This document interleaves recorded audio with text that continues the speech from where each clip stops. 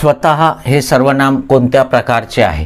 ठीक आहे, संबंधवाचक, आत्मवाचक, पुरुषवाचक, तटस्थ. ठीक आहे, आता तटस्थ असा काही प्रकार नसतो. स्वतः हे सर्वनाम कोणत्या प्रकारचे आहे असं जर तुम्हाला विचारलं तर याचं उत्तर असेल मित्रांनो आत्मवाचक. याचं उत्तर काय असेल? आत्मवाचक. मग आता बघा, ॲक्च्युअली स्वतः आणि आपण ही सर्वनामं जी आहेत ही पुरुषवाचक सर्वनामं म्हणून सुद्धा वापरता येतात आणि आपण आणि स्वतः ही आत्मवाचक सर्वनामं सुद्धा असतात.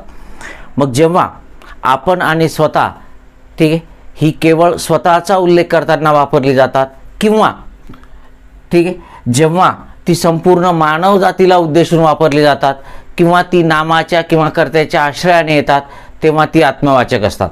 परंतु आपण आणि स्वतः ही पुरुषवाचक म्हणूनही वापरली जातात, तिन्ही पुरुषामध्ये वापरली जातात आणि त्यांना ठीक आहे सर्व पुरुषवाचक सर्वनाम असं देखील म्हणतात.